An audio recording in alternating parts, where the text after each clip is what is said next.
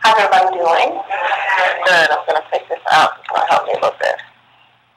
All right. As I thought about today and what I wanted to talk about, Reverend Camper gave me a call and said, let me share with you a little bit about what we've been talking about and sent all of us some things to look at in terms of some of the topics that you all have been discussing. And when I looked at those things, I was trying to think, for those who don't know, a lot of my work has been around doing couples work, relationship work, personal development stuff, but really within the context of relationships with significant others and marriage and family and that kind of thing. So my thought was that I would go in that direction. But as I looked at everything, what stood out to me was this whole piece around loving yourself.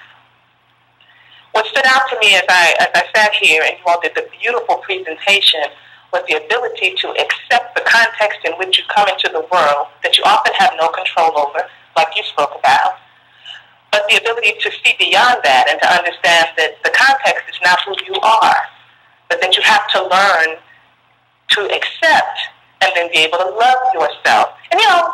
And we've heard that, it's very cliche. And so I kind of said, I don't want to go down that route. But God kept saying, that's where you're going. So that's where we're going. Are you ready? Okay. All right. Are you ready? Yes, I'm ready. We're ready. Okay. So first of all, let's define this, because everybody has different definitions. And for the purpose of this little brief discussion that we're going to have today about self-acceptance, to accept yourself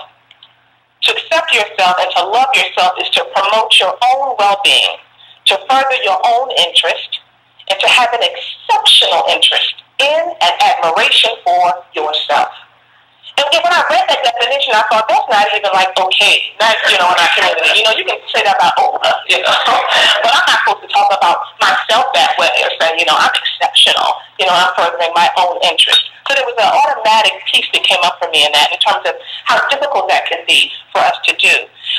But there's a couple of things, two things that I want to focus on very quickly to help you and me, because we teach what we need to learn. I know this.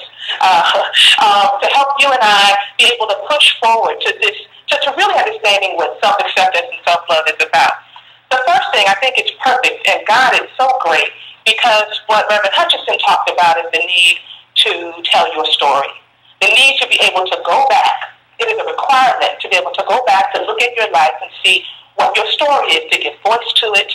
And that's a part of the acceptance process. And how divine is it that God spoke to me and said, and here's what I want you to speak about. Once you have gone back, once you have mustered up the courage to do that, and you really examined that piece, and you told the story, and you've healed a few people along the way, including yourself, and that's, we're in process all the time, and it happens in an instant. You have to resist the need to struggle and the compulsion to maintain your power. I'm going to say it again. You have to resist the need to struggle and the compulsion to maintain your power. And what I mean when I say that, we sing, this is my story, this is my song. And we talk a lot, I talk a lot with folks that I work with about telling your story and helping people to have a sense of advocacy for themselves. But our identity oftentimes becomes so intertwined with our story that it prevents us from knowing who we really are.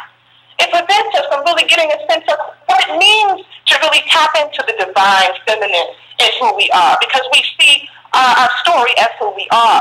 And so we can't really trust ourselves. We can't really accept ourselves. And a lot of times, folks, including myself, I've been here and still am in some ways, we feel like we can't get anywhere or do anything until we really love and accept ourselves, right?